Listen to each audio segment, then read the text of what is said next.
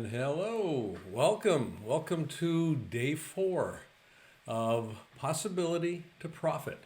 I'm your host, Blaine Bartlett. It's good to be back with you. I think we've got a pretty good session set up for ourselves today. It's focusing on something that every one of us, if we've ever been in business or we've ever actually been challenged, and if we've set goals for ourselves, something that we've all paid attention to, and it's how do you get yourself committed? How do you get yourself lined up to do what you need to do, and how do you get, more importantly, other people to come along with you in the process? So this is one of the things that we're going to be looking at, and I want to disabuse, and this is, I say disabuse, I want to unbundle this notion of commitment because in my experience, not a lot of people truly understand what it is. We've got it kind of backwards in my experience in terms of how to actually usefully position commitment as a tool in our toolboxes to get the kinds of results that we say that we would like to have in our lives. So this is what we're going to be exploring over the course of the next, roughly about an hour here. So I want to just kind of highlight what we're going to be looking at here today. So yeah, this is day 4. Being committed to something doesn't work. And that has been my experience in terms of long-term success.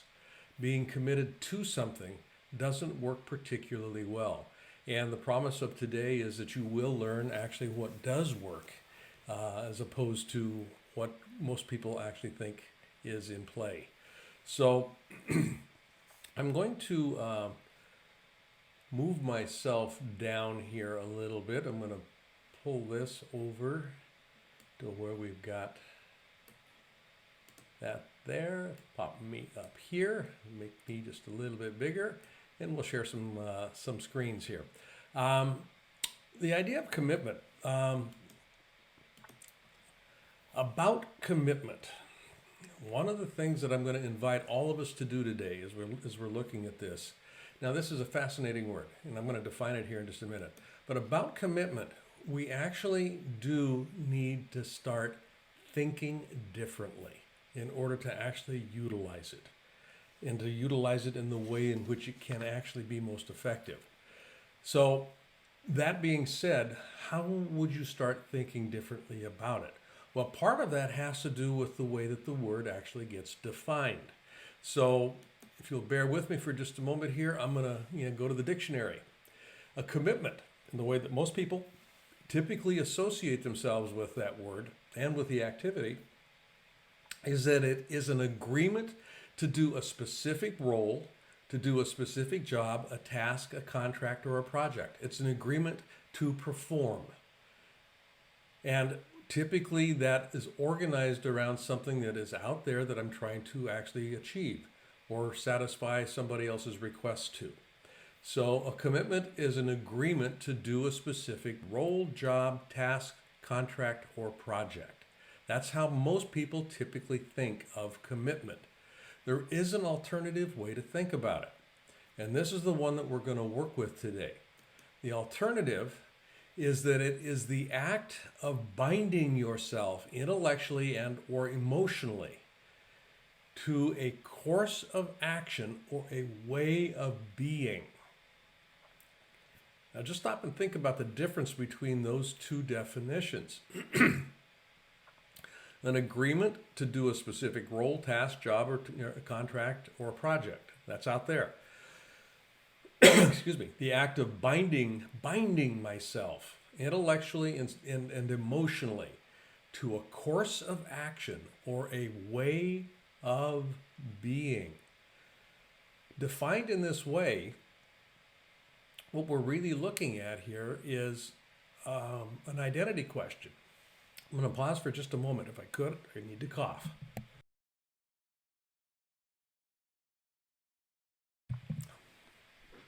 There we go. Much better. So, a course of action. The act of binding myself. Two different things here. Now, I will take action. There's no question about that. But the nature of commitment is embedded in the definition that we're working with. The nature of commitment is concomitant with, is it external or is it internal? Now, where this gets to be a little bit interesting has to do with just that distinction, external or internal. Is it outside of me or is it part of me? That's what I want to pay attention to today, and this is what I want to talk to. Now, I believe it was in the first day we talked about this particular model. Levels of awareness. Different levels of awareness that we can actually work towards. And I'm going to grab a pointer here. To me. Life is happening to me. That's one level of awareness. And there's, a whole attribute that kind of comes with that. Typically, I'm at effect of what life is doing. Life is happening by me. I've actually started to take some control here. It's happening by me. I'm doing something here. Now that is a slippery slope because if I really think that that's as far as I can do, I really have to be in charge all of the time. That starts to get, number one, very exhausting, and number two, it's a non-starter because I'm never in charge of anything, quite frankly. Level up here, and we get into life is happening through me. I am a vehicle. I'm a vessel. It's spirit, literally. Spirit is moving to and through me. I'm actually part of a larger game, if I could use that analogy. I'm co-creating. I'm co-creating reality with the spirit that is life. And the level above that is that life is happening as me. Nothing is happening to me. Everything is happening for me. That's a big distinction. Everything is happening for me. Life is just an expression. Is it as it is within, so it is without. Now, this is a big leap of faith to be able to move into this position. And what you're doing here, quite frankly, and very simply, actually, in the context of commitment in the way that I'm talking about it, is that we are paying attention to these top two levels. That's what we're paying attention to, are these top two levels. And what we're going to be doing is actually leveraging these top two levels. So once again, I'm going to drop the slide down here, bring myself back up. And there's a couple of different ways that we can actually do some things here. And part of this has to do with language.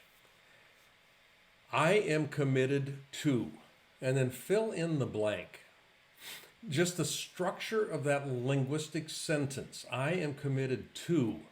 The two points towards something, and that towards is universally outside of me. And if you're thinking about life as happening either with me or through me, or as me or through me, this is really, from a linguistic perspective, something that doesn't make sense. Life is happening and things kind of unfold. Now, stay with me on this because this is, when I said we had to start to think differently, I really meant that. This challenges our current way of thinking for many people. This goes against many people's mindsets around how life actually unfolds and how goals are achieved. And goals are out there, typically speaking. I mean, in people's minds, goals are out there. We don't recognize them as actually existing as part of who I am. Goals are out there. So we will say to ourselves and we'll say to others, I am committed to that diet. I'm committed to that weight loss. I am committed to that goal, that objective. I am committed to that income objective. Fill in the blank once again here. And my suggestion here is to begin to let go of that notion.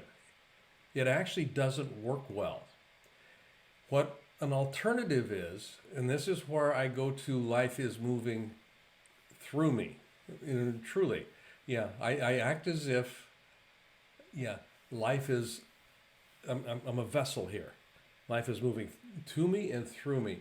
And reality is an expression of who I am.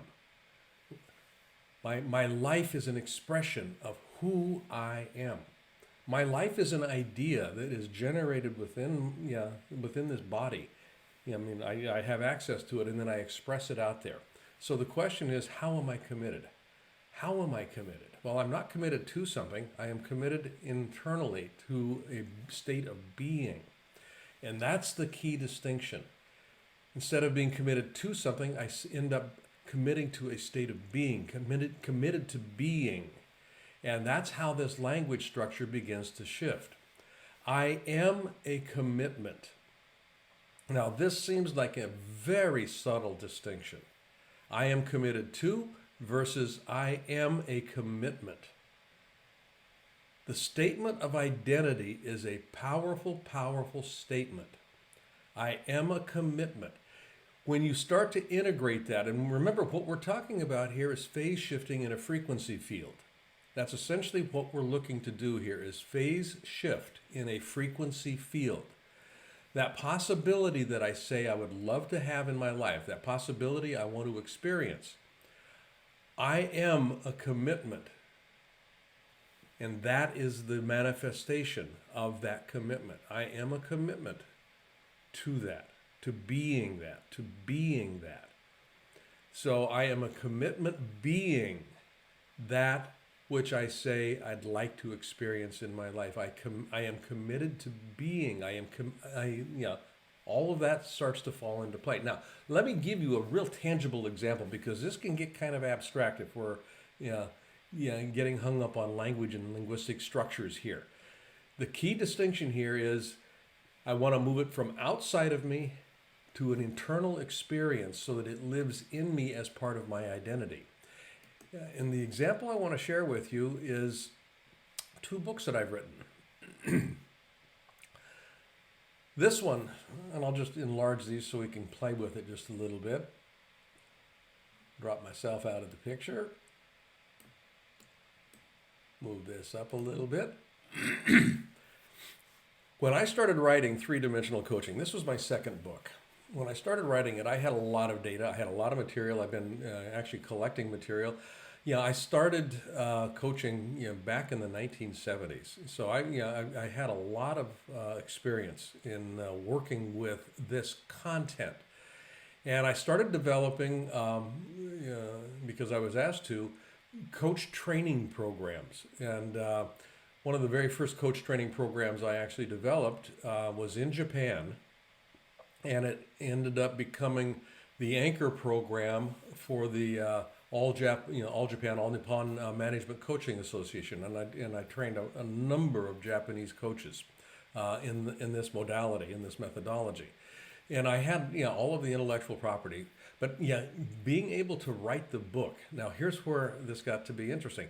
People would tell me, you should put this in a book, because I didn't have it in a book form. All I had was the training material, the training stuff that I did, and I hadn't codified it. I hadn't organized it in any particular way.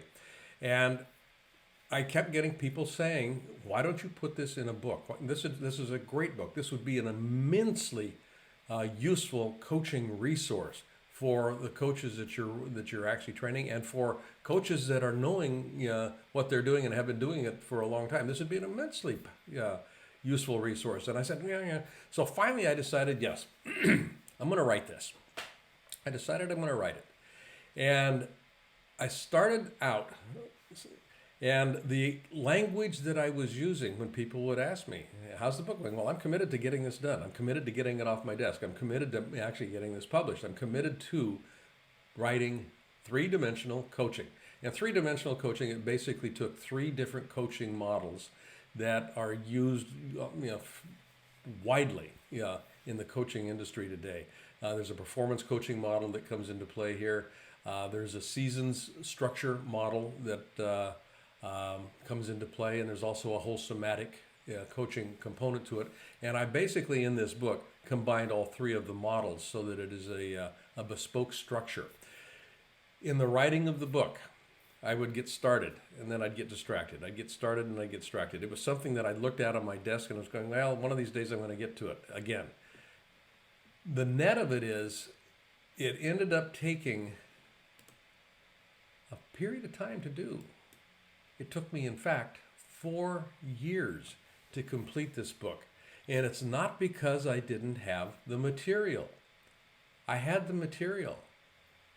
All I had to do was put some narrative behind the material. All I had to do was put case studies together, and I had the case study material. I had interviews. I had all kinds of stuff here. It took me 4 years to finally get this off of my desk. Now, the language structure I was working with was I am committed to making this book a reality. I am committed to writing this book. I am committed to having this book published. I'm committed to bringing this book to market. All of that stuff was outside of me. It was something that was separate from me. I am committed to that thing that's separate from me. Now, I want to contrast that with another book, The Leadership Mindset Weekly. When the pandemic appeared, January roughly of last year, I had just come back from Australia, and I had all of a sudden, came back to the place that we had in Los Angeles at the time, and the world shut down. And I looked around and went, whoa. All of a sudden, I had all of my major contracts dried up, and it wasn't that they dried up, they just closed up. Nobody could do anything. Traveling was off the books. And I was looking around going, okay, what am I supposed to do here? How am I going to do this? And it came to mind that, I've been working in the field of leadership development for almost 40 years. Why don't I put a book together on this? And why don't I make it accessible? Why don't I make it easy to implement? And how would I go about doing that? Well, I know enough about mindset to know that mindset is developed through repetition. And so what I ended up doing was formatting the book as 52 weekly practices. 52 separate, distinct weekly practices that I could work with a client on over the course of 1 year. And that became the body of the book. And when I was in the midst of it, I started playing with this notion of commitment. And the idea of I am a commitment started to take hold. The more I thought about this, the more I played with this, the more I experienced myself actually stepping into I am a commitment. I am a commitment to this book. I am a commitment to the Leadership Mindset Weekly. It started to live in me. I am this book. I am this material. I am. It wasn't outside of me. It wasn't outside of me at all. Now, that began in February. I got back from Australia in January of last year. In February, I started playing with the idea of the book. And rather than sitting down and writing it, I was astute enough, I would like to think, that I actually spent time meditating on it, just letting it come in, working with it. I am this book. I am this material. I am what this is about. And as I started doing that, I started getting more and more excited. And I started getting more and more interested. All of a sudden, it got very intense. And I actually completed this book in 4 months. Big difference between 4 years and 4 months. An enormous difference between 4 years and 4 months. And while writing three-dimensional coaching was satisfying, it was also, in my experience of it, hard work. It wasn't fun to do. I did not particularly enjoy putting it together. I didn't particularly enjoy the writing process. The Leadership Mindset Weekly, I had a ball with. It lived inside me and it wanted to come out. It lived inside me and it wanted to be expressed. And I couldn't wait to have it be expressed. It was a function of who I was, that identity, and it still lives with me. I work with this book, the material in this book every single day. I am a commitment to leadership development. I am a commitment to teaching. I am a commitment. I am. That's the statement of identity. And that's what makes this so powerful, this shift from it's out there to bringing it in here. I am a commitment. Now, when we start playing with this and we start organizing around this, what you start to do is you start paying attention to different things. And remember, when we're looking at this, we're working in a frequency field. And that frequency field is important to understand. And we've been touching on this for the last 3 days. We live, work, breathe, we exist in a frequency field of energy. And as a matter of fact, all that we are is a mass of energy, and we function on frequency. If you were to take a photograph of yourself, a Carillion photograph of yourself, you would see literally energy coming off of you. This is, in fact, a Carillion photograph. It uses a special filming process. It actually photographs the energy that is coming off of an individual. And it can be pretty pronounced. And I mention this because I know you have had, and I know that I have had, times in my life where I have actually walked into an office, walked into a space, and felt the energy in that space. I felt the person before they opened their mouth. I knew that they were in a bad mood before they said a single word. All of that stuff started to come into play, started to come into focus. And it's their energy field. It's we talked about this yesterday with the bow wake notion.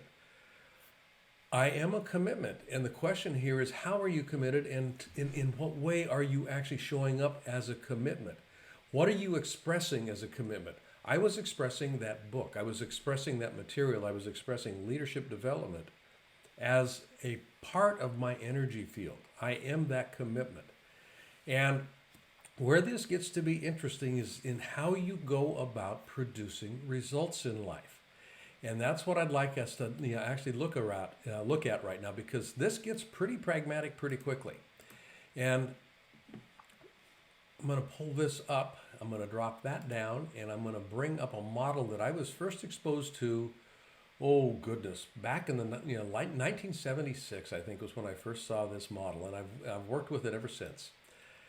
In life, we will have one of two things, and we will only have one of these two things at any point in time. We will either have the result that we said that we wanted, or that we say that we want, or what we'll have are personally rational or perfectly rational stories, reasons, and excuses for why we don't have the result. Now, I want to just have you check in with your own experience around this. You set a goal or objective for yourself and you don't get it. What's the conversation when somebody asks that damning question? Why don't you have the result? Why don't you have the result? What's going on? And every time I've asked somebody why they don't have that result, what they can do is they can point to something external that occurred. Yeah, ran out of money, ran out of time, couldn't get permission, it just didn't work out. What didn't work out? Well, resources weren't. So there's all kinds of reasons, stories, and excuses that crop up. And this is a snapshot in time. I either have what I said I wanted to have, or I don't have. Now, this becomes important to understand because it's a function of my commitment, how I show up. I am a commitment. And when I've started playing with this model, I'm going to take us back to Japan. I was at the American Chamber of Commerce in Japan. I was on one of the committees there, and we had Lee Iacocca come in to talk. And he didn't come in specifically for the chamber. He was in Tokyo for some other business, but we had arranged to have him give a luncheon talk. And he related a story, and I'll paraphrase the story. I won't go into all of the finite details that he did, and I'll get some of the details wrong because it was a long time ago. But the question, and this was right after Chrysler had emerged from bankruptcy, a number of years, short years after Chrysler had emerged out of bankruptcy. And this notion of reasons and results got illustrated pretty strongly in his luncheon talk. Cycle time for new models in the automotive industry at that point in time was years. It was years. It approached almost a decade between ideation through prototype drawings into prototyping and into actually having a manufactured automobile. Now, Chrysler, was at that point in time considered to be your grandfather's or your grandmother's automobile company. It was staid, it was stodgy, it wasn't thought of as innovative, and that was one of the reasons that they were in such dire straits. When Iacocca came in, and he came in from Ford, and he came in as the CEO of Chrysler, his charter was to turn this thing around and, if he could, save it. And what he did was he started to say, what do we need to have in order to shift people's perception of who we are? Well, we need to be more, number one, visible, but we need to be more attractive, particularly to the demographic that is not 60 years old and dying. So they said, well, what are we missing in our product line? Well, the short version of it is we're missing a cabriolet, a convertible. We don't have a convertible. So he said, well, tell you what, we need to have a convertible, to take to market. How long is it going to take us? And he knew. I mean, he's came from Ford. He'd been in the automotive industry his entire life. So the cycle time from concept to prototype to actual production was about 8 to 10 years, somewhere in that neighborhood, depending on just kind of how quickly you could move. So his charter to his team was, we need to get a cabriolet. We need to get something out there. How quickly can you get it to me? Because we don't have time. We are in dire straits. We got to turn this ship around right now, or everybody is out of a job. So they went away, they huddled, and they came back and they said, Lee, got great news. We can actually, I think, shrink this down to about 5 years. I mean, if we really crunch and twist and turn, if we do all kinds of machinations, I think we can get we think we can get a convertible out the door in about 5 years. Iacocca said, guys, that's amazing. That is absolutely amazing. And I need to have this by the end of, basically he gave him 9 months. I need to have this in 9 months' time. And you can imagine the shock. What? We thought we did everything we could to get it done in 5 years. And you're telling us we need to do it in 9 months? What are you smoking? And he said, no, God, I understand. And I want you to go back to the drawing board and come back. I need to have this done in 9 months. Tell me what you can do. So they scurried away. They came back a couple of weeks later and they said, we have twisted. We've done all kinds of stuff here. We've got it down to about 3 years now. I don't know where we found this stuff, but we found it, and we're actually able to squeeze it out of the system. We can get this done in 3 years. And they were just jacked. And Iacocca again went, I am so excited. This is really good. You guys are amazing. We now have 8 months. Get it done in 8 months. Tell me how we're going to do this. Shock, chagrin, anger, frustration. What are you doing? You can't do this. They went away. They came back about a week later, said, okay, we can go no further with this, Lee. We can do this in about 2 years. This is a skeleton. There is absolutely no way in God's green earth that we are going to get this done in less than 2 years. And Iacocca looked at him and said, guys, we're now down to about 7.5 months. Here's what I want you to do. I want you to take a sedan, and I want you to just cut the top off. Just cut the top off. And brand it in a way that it looks a little bit unique and a little bit different, but it's a convertible. And you can gussy it up a little bit. I need to have that convertible so I can drive around, so I can get some reactions, and we can begin to salt the mine a little bit. Now, what he was doing here was a couple of things, and a couple of very important things. I am a commitment. When we look at this model, it gets to be interesting. When we look at where we are on the scale of actually results or stories or reasons or excuses. And I want you to honestly just examine yourself in your organization and in your life. When you hear reasons, stories, or excuses for why something big can't be done, how tempting is it to buy into that? At work, when somebody says to you, this project, would love to see it happen, but, and it's usually a but we don't have the money, but we don't have the time, but we don't have enough people to do it. Listen to the stories that you hear in the organization that people buy into. They actually buy into them. And then they take them back to management, or they take them back to the leadership group, and they say, we'd love to do this, but And when leadership pushes back on it a little bit, they say, no, you don't understand. You really do. This is just the way it is. We can't do this. We absolutely can't do that. They will argue strenuously, vociferously, oftentimes with a death grip on their story, reason, or excuse for why it can't be done. Now, what Iacocca was doing was a couple of things that were just fascinating. He didn't say, guys, that's not true. He didn't say, that your reason or story or excuse isn't valid. What he said was, I understand that. And what I need to have is this result. He embodied the result. He wasn't committed to a convertible. He was the commitment. I am the commitment. How you get people to cross over this line between, that separates reason, stories, and excuses from the results in life is to get there first. You have to be over there before they will come join you. You have to be over there before they will come join you. This is huge. This is hugely important. And when you're looking at how this works in your life, you want to pay particular attention to just where you stand on the line. Where do you actually put yourself? Are you on the side of the story? When people say, it can't be done, do you kind of go, oh, and it collapses the tent and you pick up your toys and you go home? Or do you plant a flag? I am a commitment. There's an energy about this. Remember, we are energetic bodies. And the last couple of days I've been talking about, you insist that people behave, think, act, talk, speak, everything as if that possibility existed.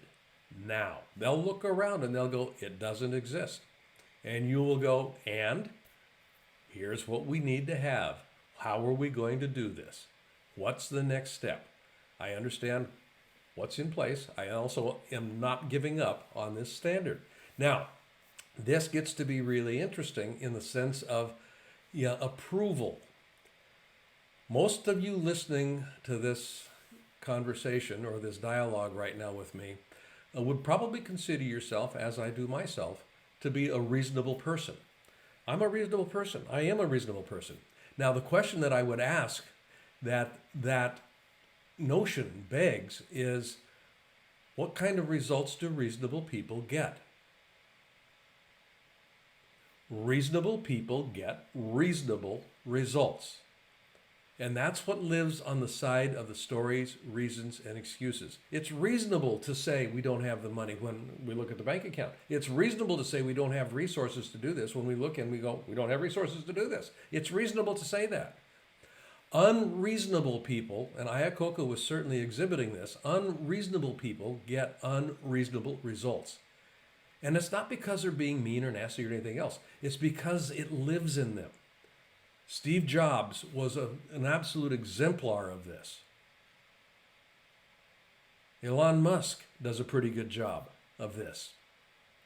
Unreasonable people get unreasonable results, and it comes from not buying into reasons necessarily. It comes from being the commitment. It comes from being that commitment, and it's that state of being that makes everything work. So when you're looking at how you go about producing that possibility and moving it into a profitable reality, it's not out there. It has to live in here. I am that commitment. I am that commitment. And when you start working with that, you start basically shifting mindset. And that's one of the things that we pay particular attention to. You set the ceiling for the growth of your people and your organization. They will only go as far as you have gone. You are the cap. And until you open the door, you're going to continue to get reasons, stories, and excuses for why it can't, whatever it is, can't be realized. People will never give you what you ask for. This is a leadership axiom. People will never give you what they perceive or what you're asking for. They will give you what they perceive you're willing to settle for. Now, just let that sink in for a moment. You get what other people perceive that you're willing to settle for. And if you're willing to settle for reasons, stories, and excuses, that's what you're going to take to the bank. If you're not willing to settle for that, you start challenging people to open up to other possibilities. Leaders make possibility visible. They make it so visible that reasons, stories, and excuses start to fade in the light of that bright light of that possibility. You know, I've mentioned Steve Jobs in his reality distortion field. I mean, that was a real thing. He lived whatever it was that he was calling into manifestation. He lived it. It was just Steve Jobs. Yeah. Who are you? I am an iPhone. Yeah. I'm an iPod. Yeah. It lived in him. It lived in him. That's a powerful, powerful position to be working from. It truly is. It truly is. It starts with a linguistic trick, moving the exterior or the external into the internal state. I am not committed to anything. I am a commitment. I am a commitment. I am a commitment to my marriage. I am a commitment to my life. I am a commitment to my business. I am a commitment to my teaching. I am a commitment. It lives in me. It lives in me. And then it gets expressed into the world and manifests in physical form. That's what we're looking to do here. We are bodies of energy that exist and live in a frequency environment, in a frequency field. Where am I in that frequency field? Where I align is where I am. How I show up as a commitment is where I am, and anything that is on that line is what I get to experience. Now, another way to look at this, I'm going to just think about this. What limits me isn't who I think I am. Who are you? Well, you can talk about that. And then when you say, well, let's go over there, and this is where mindset comes up. It's kind of like, whoa, I'm not the kind of person who would do this. I'm not. Yeah, I remember when I was doing some work with Nokia years ago, I brought this concept into a leadership program I was doing with Nokia, and I ran a portion of Nokia's global leadership initiative for about 12 years, globally for them. And I brought this notion up. What limits is not who I think I am, it's who I think I'm not. And this is what limits me. And somebody said, well, what do you mean by that? I said, well, for example, got to get you to stand up on this table and dance. The guy said, no, I wouldn't stand on the table and dance. Why not? Well, that's not who I am. Okay, case in point. Could you actually stand up on that table and dance? Now, after a little bit of back and forth, he said, well, yeah, I mean, physically I could. So, but you're not the kind of person who would do that. No, I'm not the kind of person who would do that. Okay. Now, I'm going to fast forward this was a 3-day long live-in program. And, we would have dinner and cocktails in the evening. This guy actually, prodding some of his teammates, he actually got up on a table on the second night and was dancing on the table. I mean, it was hilarious. His concept of himself started to shift a little bit. What limits me is not who I think I am. What limits me is who I think I'm not. And this is where this notion of commitment comes into play. I am a commitment to a certain mindset. I am a commitment to that mindset. 95% of my behavior suggests that that is absolutely true. I want to be able to shift that in a way that's useful when and if it's appropriate to do so. Shifting that mindset so I can be more effective. What limits me isn't who I think I am. What limits is who I think I'm not, and that's rooted in that mindset. 3 domains of mindsets, 3 dominant mindsets that come into play here.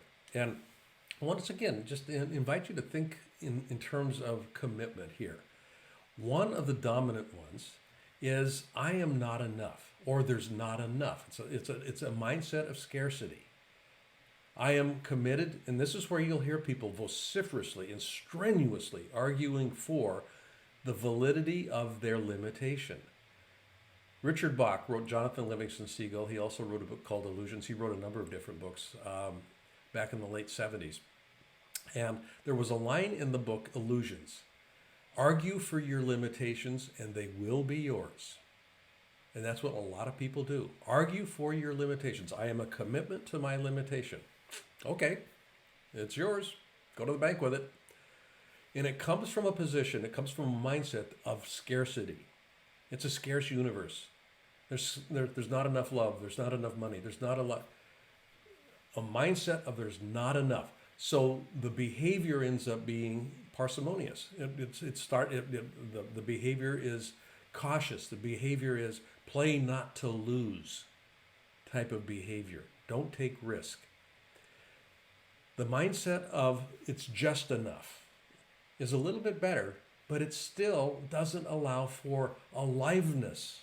Life is still kind of happening to me at this point. There's just enough, and I've got to husband my resources. Yeah, people will start to let go of a death grip on their reason or story or excuse for why things can't happen when they're in this mindset. But it takes some energy to get them to do that. They are committed to husbanding resources, managing them tightly. The alternative here, and this is the third mindset, is it's an abundant universe. There is more than enough. There's more than enough energy. There's more than enough love. There's more than enough money. There's more than enough fill in the blank. People that have that commitment to that mindset are the ones that rock the world. And it's simply a shift in consciousness. It's a shift in mindset. Everything is consciousness. Consciousness is the first cause of it all. You want to start noticing what you're noticing. I've been talking about this for the last 4 days. Notice what you're noticing. Energy will follow attention. And if the attention is on there's not enough, that's where your energy goes. If it's on there's just enough, that's where your energy goes. If it's on it's abundant, there's more than enough, that's where your energy will flow also. And your behavior will be consistent with that energetic flow. It absolutely will be. I am a commitment to a certain kind of mindset. You have seen this this will be the 4th day that you've seen this. Repetition is the way that mindset begins to shift. And I'm going to talk about this in a little bit different way again than I did yesterday. So let me back myself out. And I'm going to bring up the full screen so that you'll have the full benefit of this. Again, we live, breathe, work, exist in a frequency field. Everything is vibrating all the time. And consciousness, spirit, whatever you'd like to call it, is permeating this entire frequency field. It's equally distributed all the way through. Everything that has ever existed, ever will exist, exists in this frequency field. It just hasn't been manifested in our experience based on where we are at in that frequency field. So I'm going to, again, run the arrow of time through here because we're very familiar with our timelines. There's a past, there's a future, and then there is this ever-present now that is kind of always moving. And again, if we disappear the notion of past and future and just experience the now, this is all that there ever really is.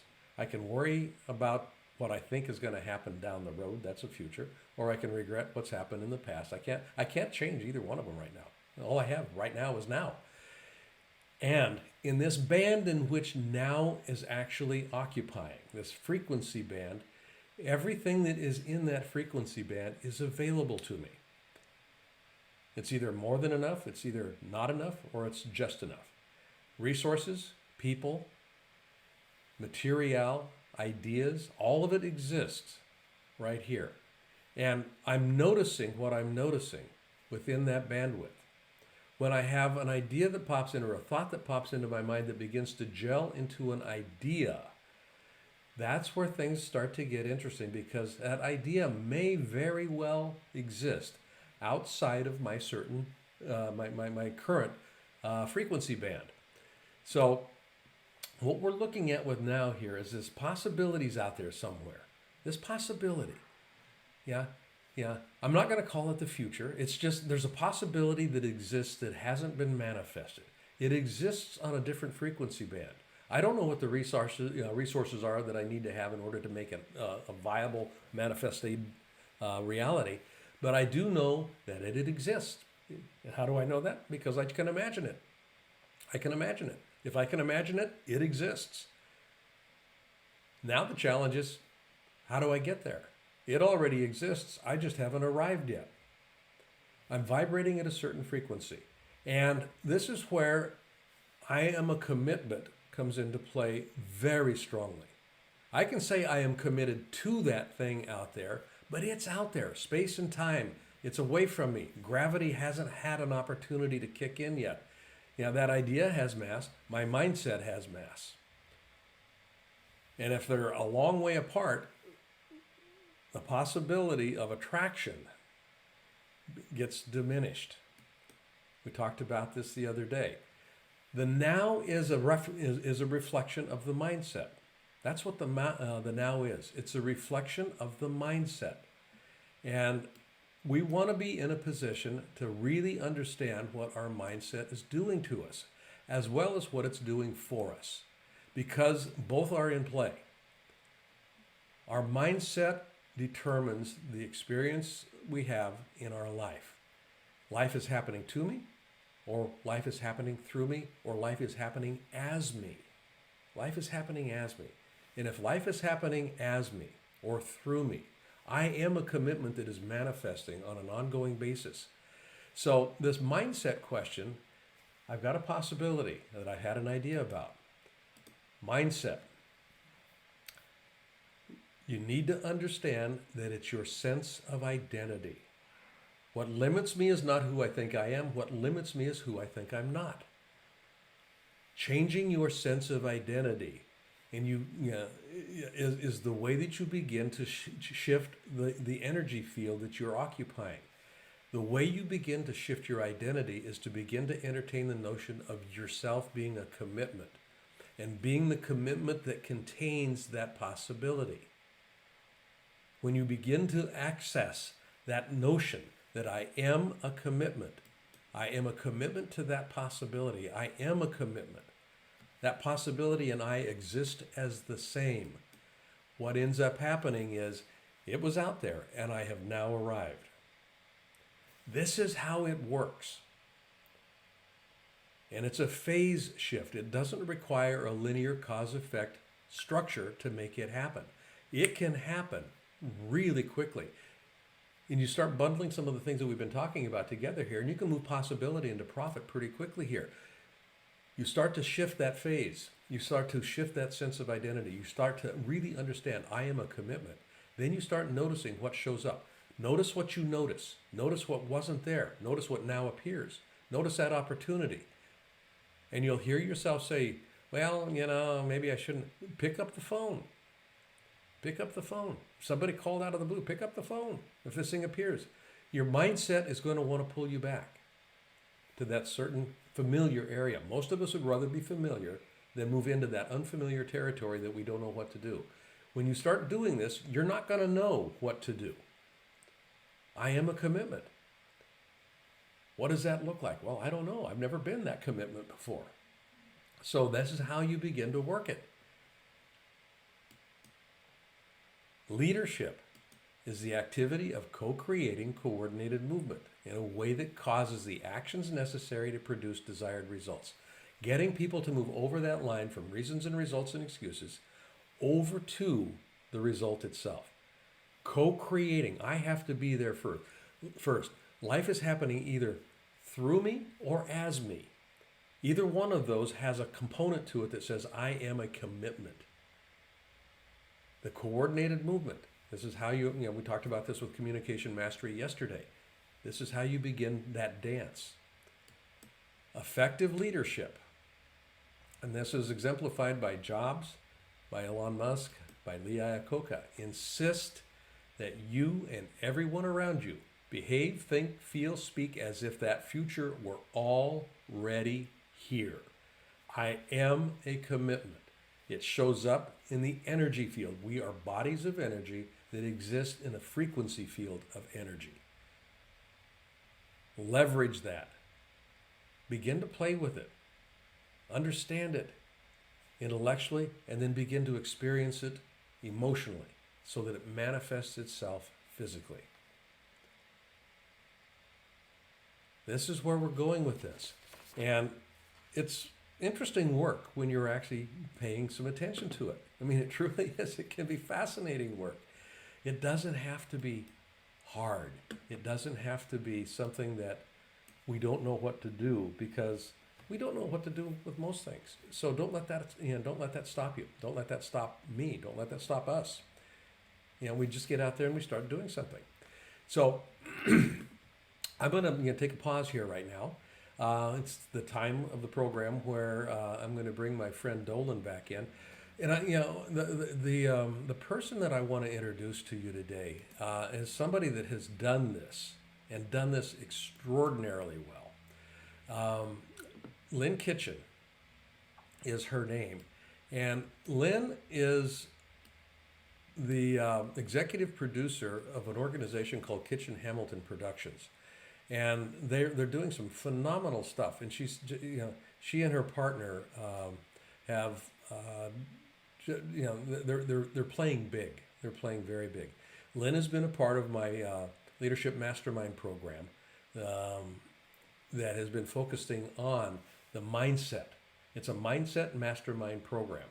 So I want you to pay particular attention to what Lynn talks about here, because she actually speaks to her journey a bit. And I think you're going to be fascinated, number one, by who she is, but also what she's been up to. So I'm going to turn the program over to my very good friend, again, Dolan White. And Dolan is going to take the ball and run with it. This interview runs about 8 to 9 minutes, I think. And when we come back, what we're going to be looking at is what's up next with day 5. And day 5 is looking at what I consider to be the absolute key that's critical to moving, absolutely critical to moving possibility into profit. We've been looking at some very specific things over the course of the last 4 days. Day 5 is where everything comes together. So Lynn is going to be her interview is positioned right now because she will be setting up a lot of what we're going to be talking about tomorrow. So let me turn the floor over to Dolan.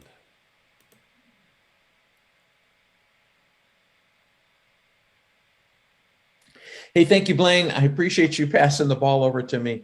I am blessed to have the next few minutes to spend some time talking to a great friend, to talk to Lynn Kitchen. And it's an opportunity really just for us to reconnect and talk a little bit about the mastermind. But before we get into our conversation, I want to ask you, Lynn, so just for those who've not met you, tell us a little bit about yourself. Tell us what you do, and we just I think it'd be great for them to get to know you a little bit. Okay, great. Hi, Dolan.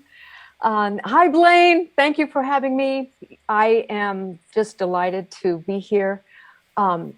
What I do, so I would say that the primary thing that I do in terms of serving is being an executive producer of a company that creates positive media. And we have a hallmark show that is called World's Greatest Motivators, that we were blessed to have Blaine Bartlett as one of our showstopper speakers. And Blaine's episode in this 14 episode series, which was broadcast on national cable television as well as many other stations, and is now streaming, and now we are taking it overseas to different streaming markets.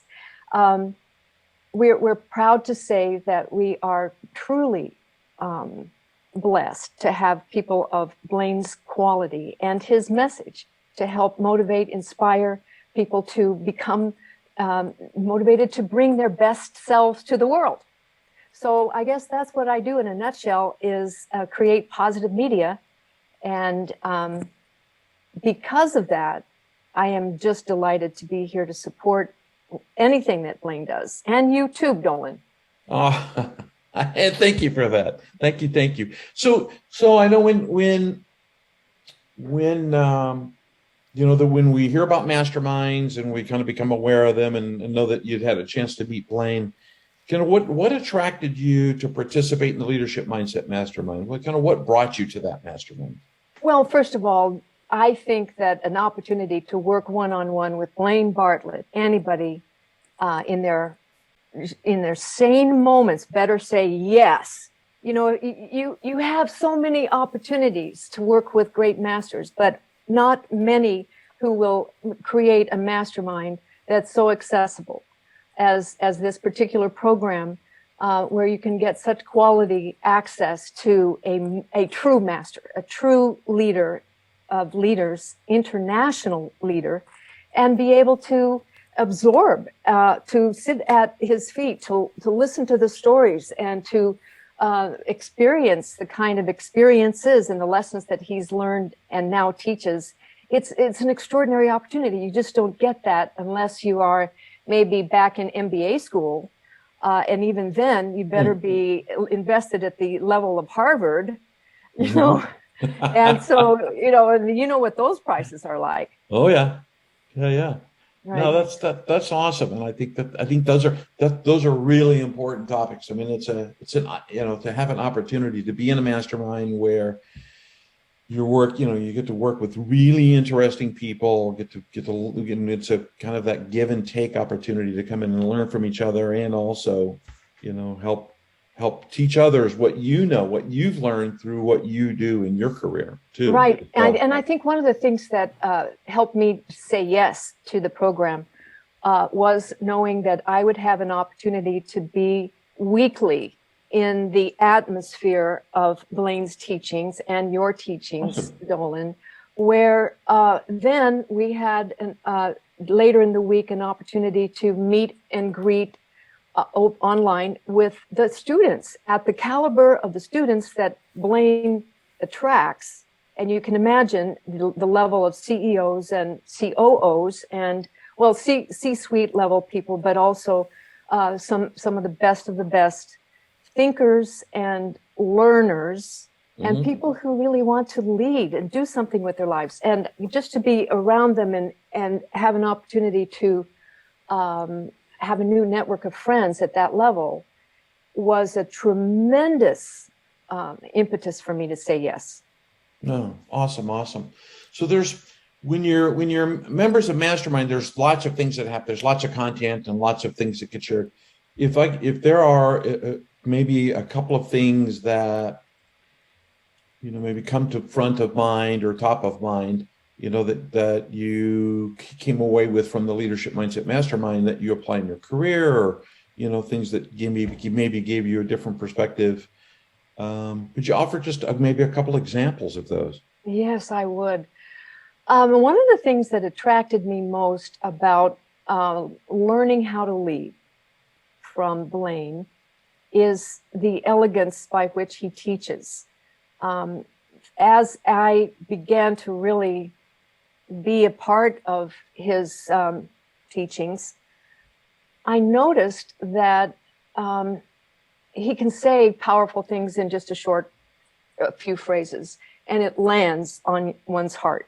So for me, I was able to take some of the teachings and really take it in more deeply than I probably have for many years. And, we've all been educated. We've all been, doing a great deal of work out in the world. And yet to be able to pause and really think and allow things to land on your heart or on your mind in a way that you can contemplate and say, hey, have I really been the kind of person that I thought I was, or that kind of reflective possibility. So the weekly opportunity to be in reflection and to ask myself, am I on track here, or is there something I need to learn?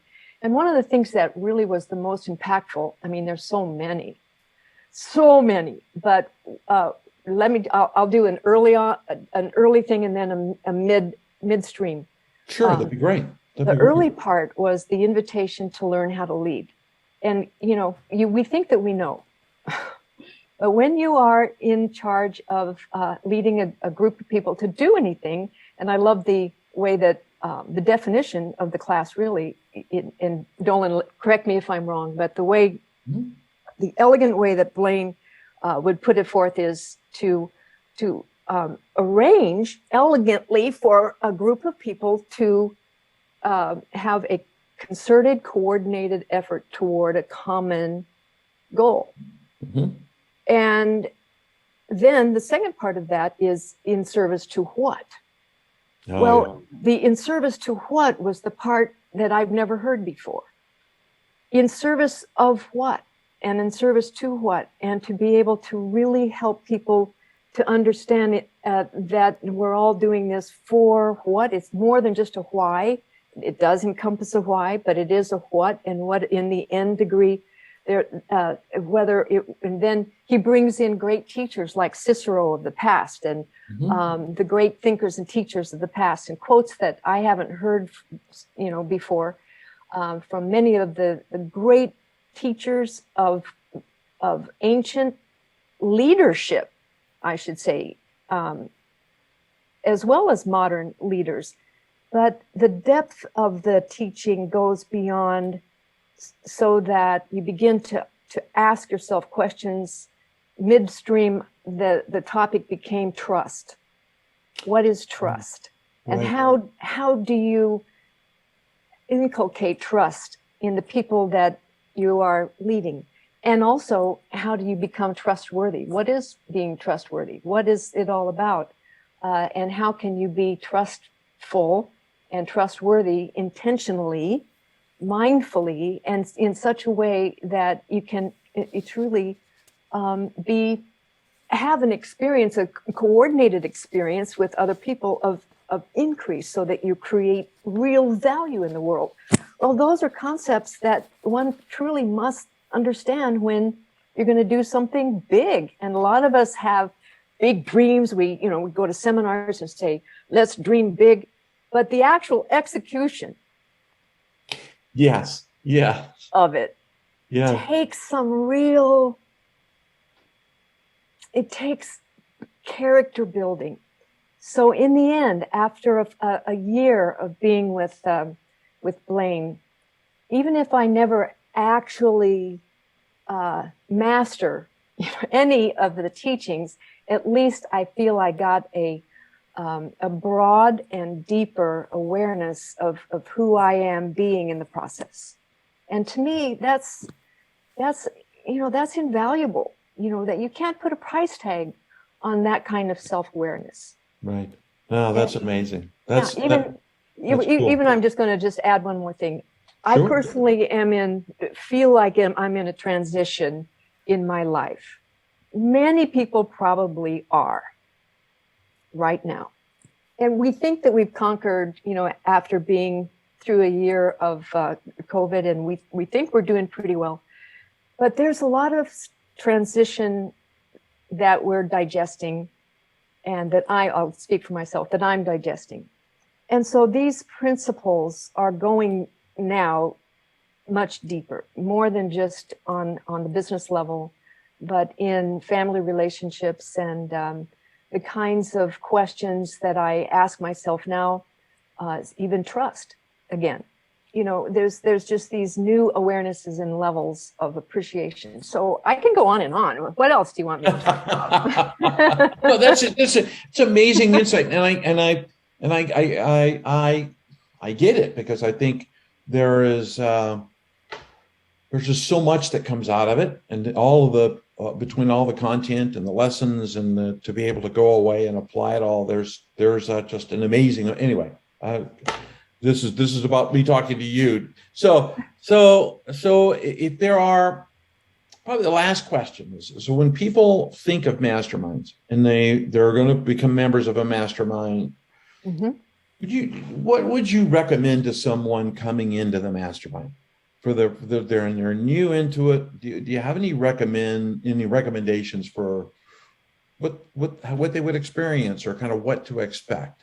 Yes, I think that all one needs is the willingness to grow, though just the willingness to expand your own horizons and know that you'll be in the company of greats. And when you're in the company of greats, that means you are supported. And when you're supported, lots of new growth can happen. So you're not going to be dropped or judged. You're going to be given an opportunity to feel safe, nurtured, and important enough so that you can experiment, that you can come up with ideas to bounce off of other people, and you can also be to grow. So I think to grow in your understanding, to grow in your awareness, to grow in your ability to learn how to lead, if that is really what you want. There's a lot of growth for all of us. And believe me, the world needs you. The world needs you to learn to, to be open to your own growth is, that would be the most wonderful thing that you could do for all of us, is to come on, be part of this mastermind and grow with us. Awesome. Awesome. Well, I don't have any other questions for you other than I'll give you a virtual Zoom hug and tell you thank you. Thank you so much. And thank you, Blaine. Great work. And Dolan, both of you together is a powerhouse, just a powerhouse. And really, I couldn't have, I just don't know how to express my gratitude for the opportunity at hand. And I can only say, if you're watching and this pulls at you, jump, go for it. Awesome. Awesome. Enough said. Thank you. Thank you.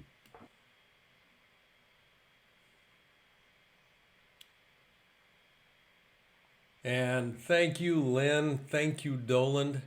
I can't thank both of you enough for stepping in and speaking about this today. Dolan, I'm going to fill a blank in here. You saw the little shimmer that went across his name. He's the COO of Brave Thinking Institute, which is Mary Morrissey's organization. I've known Dolan for some time when he was the CEO of another company, Rapid Crush, which is where he and I first met. His background is phenomenal in terms of organizational development and leadership. And yeah, he, like I mentioned, he worked with me a little bit early on when we were developing the Mindset Mastermind, and he had an opportunity to join Mary's group, and I absolutely am thrilled for what he's producing over there. So Dolan, again, my blessings to you, and thank you very much for conducting these interviews. And Lynn, outstanding, yeah, as has been Doug and Todd. As we've gone through this, and Joseph. So thank you very much, all four of you, for your willingness to just say something about this mastermind program. And I do want to just touch on this mastermind program very briefly.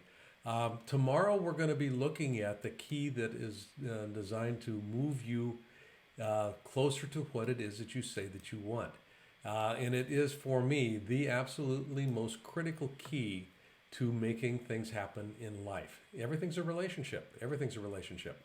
And that's what we're going to be looking at tomorrow, is a very specific structure around relational dynamics. So that's what we're going to be doing tomorrow. And I'm also going to be talking about the Mindset Mastermind. I'm going to mention something about this right now. I'd like you to go to learn.blainebartlett.com/LMM, Leadership Mindset Mastermind.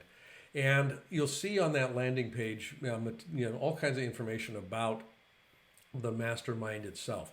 In the right-hand side, there is a form that you can fill out to set up a brief interview with myself and or one of the team members to talk about how it might benefit you.